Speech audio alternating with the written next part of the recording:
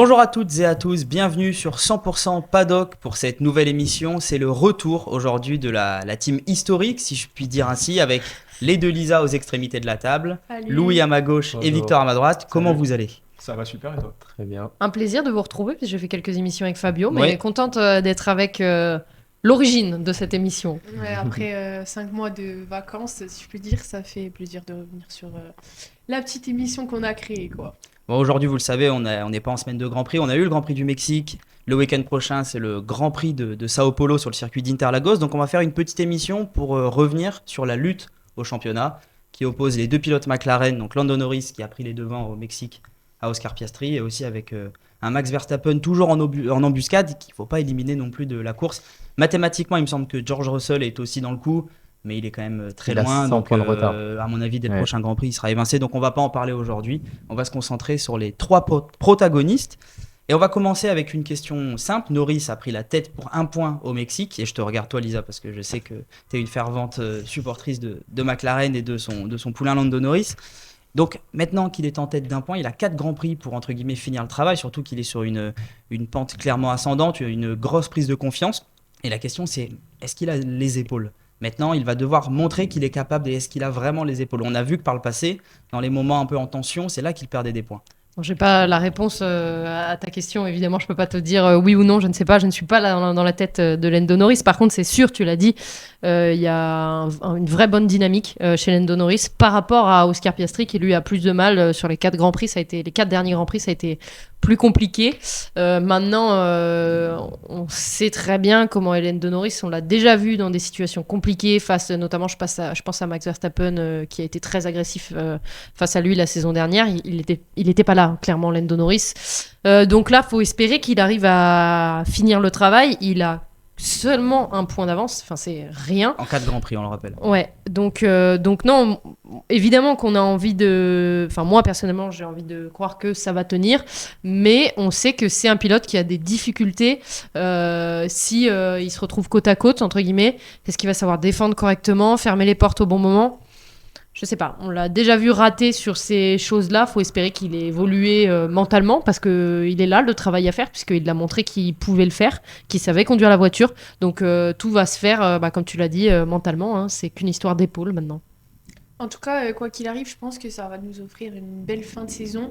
On en avait parlé au début de la saison sur ce duel un petit peu, et Piastri nous avait un petit peu étonnés, si je peux dire, parce que bon, jeune... Comme ça, passer devant Lando, enfin, il l'écrasait entre guillemets quand même beaucoup son coéquipier. Et là, ça fait un petit peu bizarre de revoir Norris parce que c'est pas qu'on l'attendait pas, mais on s'est dit, bon, Piastri, il a vraiment pris les devants et ça va continuer comme ça. Et donc, au final, c'est pas une mauvaise chose parce que je pense que là, on a 3 gros personnages qui peuvent gagner et ça va nous donner une belle fin de championnat, en fait. Et si on se concentre sur les 4 Grands Prix qui restent, attention quand même Norris, parce que c'est des Grands Prix dont les tracés sont pas faciles. À Sao Paulo, il y a du dégagement, mais c'est souvent de l'herbe et du gravier, donc pas le droit à l'erreur, sinon on peut être enlisé. On se souvient il me semble que c'était Lance Stroll qui s'était enlisé dans le bac avant même le départ du Grand Prix. On a Las Vegas où on est quand même proche des murs à grande vitesse. Lando a déjà côtoyé les murs à Las Vegas. Des circuits compliqués où la moindre erreur en fait peut envoyer la voiture au tapis. Et puis en fonction de la météo aussi au Brésil, on sait qu'il peut pleuvoir très souvent là-bas. Norris c'est pas forcément en facilité dans ces conditions, donc ça va peut-être aussi jouer. Surtout que c'est un week-end de qualif sprint, donc il y aura encore plus de points à aller chercher. Donc là, le moindre point va être super important en fait. Sachant qu'il a gagné déjà à Abu Dhabi l'année dernière en clôture du championnat, donc c'est un circuit avec lequel il est familier. Et au Qatar, dans les 4 Grands Prix restants, il était en tête, mais il avait laissé passer Piastri dans la course sprint. Donc c'est quand même des circuits où sur le papier, historiquement, il a montré qu'il était à l'aise. Donc en tout cas, on peut imaginer que sa performance et sa confiance ne va pas faiblir. Vous êtes d'accord avec ça ? À part sur Las Vegas où vraiment il avait eu une contre-performance et qu'il avait eu, je suis pas sûr que ce soit l'année dernière, je crois que c'était l'année d'avant, la première année de Las Vegas où il s'était mis dans le mur. C'est vrai que sur le reste, ça peut aller, après tu l'as dit. Moi je pense que le Brésil, c'est souvent un tournant dans la saison, c'est souvent un Grand Prix qui donne le ton. Je pense que ce Grand Prix-là, il va être très intéressant pour voir la lutte entre les deux pilotes McLaren. D'autant plus avec le format course sprint où il n'y aura qu'une séance d'essai libre et donc plus d'incertitude sur les réglages et un peu trouver la bonne manière de piloter la voiture en précipitation. Ouais, pour moi, tout va se jouer en qualif parce qu'on voit cette année, celui qui est devant, c'est celui qui a la meilleure position sur la piste, donc c'est plus facile de défendre. Et on voit que Norris, cette année, quand il est devant, il est vraiment impeccable. Par contre, quand il part un peu derrière, il est un peu en difficulté, un peu tendre sur ses attaques. Par contre, devant, on l'a souvent vu impeccable. Donc les qualifications vont être très importantes sur ces 4 derniers Grands Prix. Oui, et puis on voit que Piastri, là, ces derniers Grands Prix, il a du mal, même dans les qualifications. Il n'est pas au top comme on a pu le voir au début de saison. Donc c'est un peu favorable pour Norris, je pense, ces conditions-là. À voir si mentalement il arrive à garder le cap, parce que je pense que Piastri, malgré le fait qu'il ait moins d'expérience, il a un peu plus de sang-froid et le cerveau, en fait, il est beaucoup moins expressif déjà. Et je pense que ça l'aide un petit peu à garder la tête dans le guidon, si je peux dire. Et je pense que sur ce point-là, ça va être plus favorable pour Piastri. Donc en fait, on a vraiment des points positifs et négatifs pour les deux qui nous laissent un peu dans l'impossibilité de vraiment voir la suite en fait. Mais là, on les connaît pas dans ce genre de position. Ils sont là, ils vont se battre pour le titre. Il y en a un derrière. Lui, il va pas se louper. Il va se louper sur aucun Grand Prix. Mentalement, lui, il est prêt. Il a de l'expérience. Eux, on va voir ça va être la gestion des émotions et les qualifs, ça va être super important à tous les Grands Prix. Vous avez amorcé Oscar Piastri et Max Verstappen. On va parler d'Oscar Piastri puisque c'est un gros morceau quand même. Abandon de Norris à Zandvoort, il a 34 points d'avance si je dis pas de bêtises au championnat. Tous les médias, un peu tout le monde de la F1 le donne grand gagnant en fait de championnat et champion du monde. Ce qui est un peu logique puisqu'on approchait déjà de la fin de saison. 34 points, c'est quand même énorme et surtout à cette époque, Piastri était en forme. L'été, il avait enchaîné 3 victoires, donc en fait, il montrait une certaine assurance au volant de sa McLaren, une certaine facilité dans le pilotage. Mais tout s'est effondré, puisque en 5 Grands Prix, il a tout perdu. Il est maintenant derrière d'un point sur son coéquipier. Est-ce que le costume de champion du monde était trop grand Un peu trop grand, je pense. pour lui? Mais c'est surtout Ou est-ce qu'il y a des choses, peut-être on y reviendra, mais notamment, est-ce que le pilotage de la McLaren n'a pas basculé? Au début d'année, la McLaren était plus adaptée au style d'Oscar Piastri, il était plus en facilité. Maintenant, c'est passé à Norris qui a beaucoup plus de facilité sur certains tracés au niveau du style de pilotage. Est-ce qu'il n'y a pas simplement aussi une inversion du pilotage, de la manière de conduire la voiture qui s'est fait au fil de la saison? Je pense qu'il a eu un peu de mal à garder sa régularité parce qu'on l'a vu très bien. Et je pense justement que de l'avoir un peu trop propulsé dans ce grand gagnant et puis champion incontestable, si je peux dire, et peut-être qu'il s'est vu un peu trop vite champion lui-même. Et au final, il a perdu sa régularité et il a fait une erreur une fois. Et peut-être dans son esprit, ça a fait un petit switch et il s'est dit, en fait, je suis plus si léger que ça. Et après, en fait, c'était une pente descendante, contrairement à Norris. Je pense que Norris a profité un peu de cette petite baisse de mental de Piastri. Et au final, la tendance s'est inversée et c'est plutôt étonnant, ouais. Et surtout son week-end désastreux à Bakou, où il termine la course et il cale sur la grille de départ au moment du départ du Grand Prix. Et ensuite, quelques virages après, il envoie sa McLaren dans le mur et abandon instantané.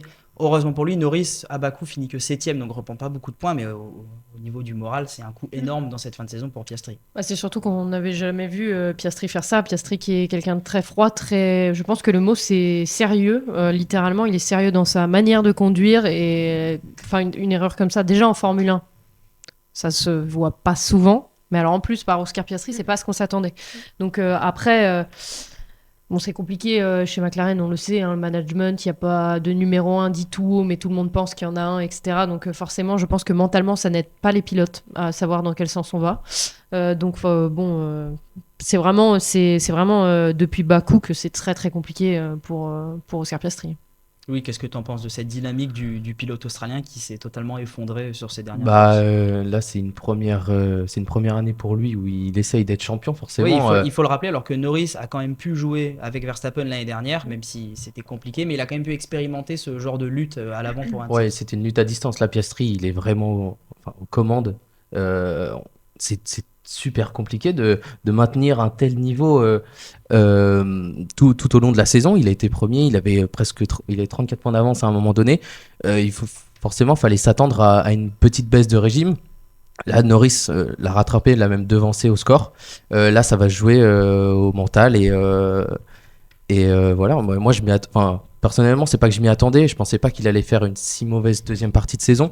Mais je savais qu'à un moment donné, il allait un peu flancher parce que gérer toutes ces émotions, tout ça, pour une première année, c'est très compliqué. Ouais, non, mais c'est sûr qu'il fallait s'attendre à une petite baisse de performance, je dirais, mais de là à commettre des erreurs comme ça, comme Lisa l'a dit, enfin, de Piastri, c'est hyper étonnant parce que c'est pas quelqu'un qui a commis beaucoup d'erreurs dans sa carrière, même si c'était pas aux avant-postes, il a toujours eu un pilotage quand même très Fluide. très fluide et Et sa très... première erreur, je te coupe, désolé Lisa, Ouais, c'était le premier Grand Prix en Australie. Mhm. Il avait Complètement. fait la même erreur que Norris, juste devant lui, mais il était resté un peu plus longtemps dans l'herbe et il avait finalement fini que 10e.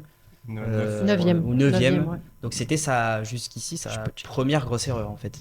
Mais en tout cas, que ça vienne lors d'une bataille dans le premier tour où c'est quelque chose, bon, c'est compliqué pour tous les pilotes, d'accord, mais une erreur comme ça tout seul, c'est pas de lui. Et je pense que vraiment il y a eu un tournant dans sa tête qui l'a descendu parce qu'il n'est pas remonté quoi depuis ça. Et c'est ça qui est le plus étonnant. C'est pas une baisse de régime, c'est que vraiment il n'a pas su remonter la pente quoi. Ouais, et puis la suite du calendrier, elle peut faire aussi un peu peur, parce que si on se repenche sur l'année dernière, au Brésil, Piastri fait 8e en qualif, 8e en course. Et à Las Vegas, pareil, il fait 8e en qualif, 7e en course. Donc c'est deux grands prix où il va être encore en difficulté, de circuits qu'il apprécie peut-être un peu moins. Donc cette fin de saison, ces deux prochains grands prix peuvent être vraiment tournants dans cette saison. Et donc sur cette performance d'Oscar Piastri, il y a eu beaucoup, on va dire, de théories du complot, comme quoi McLaren aurait décidé d'avantager Norris. Si on élimine tous ces faux arguments, qu'on se concentre plus par contre sur l'écurie et ce qui s'est passé, ce qu'on a vu dans les faits, on a quand même eu cet épisode à Monza où l'ingénieur de Norris lui a demandé s'il voulait s'arrêter avant Piastri ou en deuxième. Il a accepté que Piastri s'arrête avant lui, donc Piastri s'arrête. Norris s'arrête ensuite en deuxième et McLaren rate son arrêt et donc Norris ressort derrière Piastri. Ensuite, vous connaissez l'histoire. L'équipe a demandé à Piastri de laisser passer Norris pour les quitter. On a eu l'épisode aussi de Singapour avec ce départ où il y a visiblement un petit coup de roue de Norris sur le on-board de Piastri. On le voit clairement qu'il est projeté sur la droite. Et ensuite, on a cet événement où l'équipe célèbre le titre mondial. Donc McLaren célèbre son titre mondial à Singapour. Alors même que Oscar Piastri est dans la zone d'interview et que Norris est sur le podium avec toute l'équipe. D'ailleurs, il y a une image qui est frappante sur l'interview de Carlos Sainz. En fond, on voit Piastri. Et en fond, encore derrière lui, la télé qui retransmet les images de célébration de McLaren. Et on voit vraiment Piastri en plein désarroi qui se masque le visage. Vraiment, il n'est pas sur les célébrations de son équipe. Est-ce qu'il n'y a pas aussi à l'intérieur de McLaren, un peu contre le gré de McLaren, puisqu'on imagine que ce n'est pas fait volontairement pour déstabiliser Piastri. Mais est-ce qu'il n'y a pas aussi... est-ce que ça n'a pas déstabilisé Piastri dans son mental de voir que son équipe, elle n'était pas pleinement engagée à ses côtés ou elle ne pensait pas pleinement à lui dans les moments qui comptaient, comme lors de l'obtention du titre mondial? Non, mais ça, c'est une certitude. Comme le disait Lisa, sur le papier, McLaren, c'est l'une des seules écuries qui ne veut pas mettre de premier pilote et de second pilote. On ne sait pas pourquoi, parce que toutes les écuries le font. Donc pourquoi l'écurie gagnante au championnat ne le fait pas? On n'a pas de réponse. Et c'est sûr que sur Piastri, ça joue, parce que quand tu sais pas sur quel pied danser, t'es obligé, enfin, ça te fait réfléchir plus de fois. Et puis, Piastri, je pense que c'est pas quelqu'un qui est bête, au contraire, et il le voit très bien que Norris, c'est le premier pilote. On peut dire ce qu'on veut dans toutes les décisions de McLaren. Lando Norris est priorisé. Donc, je pense que c'est une grosse partie du problème de Piastri. Il y avait aussi ces rumeurs qui disaient comme quoi, Zach Brown, qui dirige McLaren, ne voulait pas au départ d'Oscar Piastri dans son équipe. C'est des rumeurs qui ont été révélées par plusieurs médias donc qui ont émergé. Et effectivement, c'est un peu ce que tu disais, Lisa. Et puis Norris, c'est un peu le poulain de McLaren depuis 2019. Donc c'est à l'instar d'un Charles Leclerc chez Ferrari, où on sent qu'aucun autre pilote pourra le déloger et déloger son statut chez Ferrari. On sent que Norris a toujours eu et va toujours avoir ce rapport privilégié avec l'équipe. Oui, mais c'est pas grave, mais tant qu'il est assumé ce En fait, rapport, ouais, c'est ça le il est là le problème. problème. Chez Ferrari, t'as un Hamilton qui est second pilote et ça pose de problème à personne, puisque de toute façon, quand tu t'engages dans une écurie qui a un premier pilote incontestable, bah, tu sais très bien que tu vas être second pilote, donc soit tu l'acceptes, soit tu l'acceptes pas. Donc c'est le point où McLaren aurait dû être honnête avec Piastri, en fait. Non, mais là, le problème, c'est que tu as une voiture pour gagner le championnat et on te dit ah bah non, tu vas être second pilote.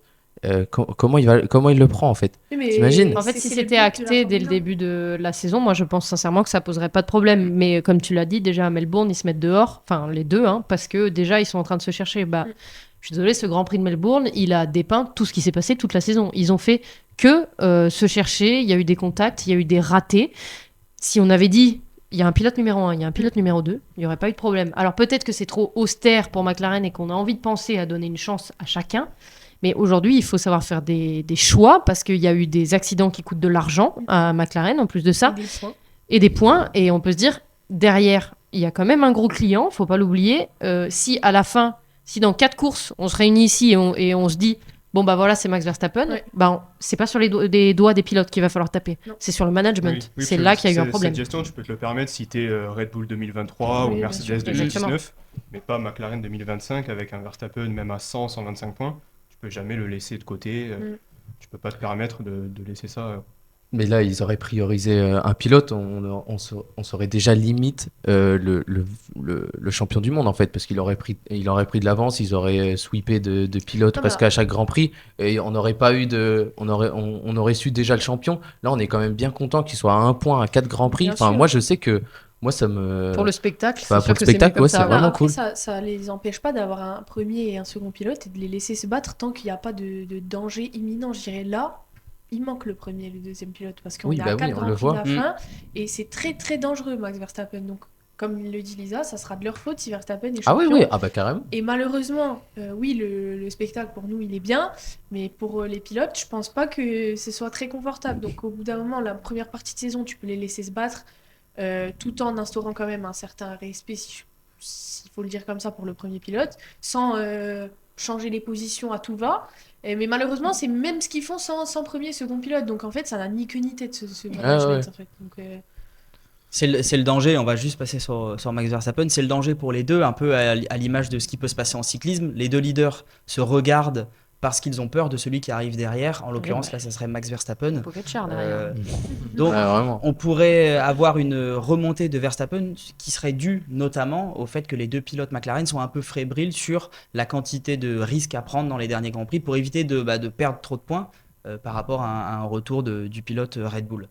Ce qui fait une bonne transition pour passer sur le dernier point et le dernier concurrent au titre, Max Verstappen.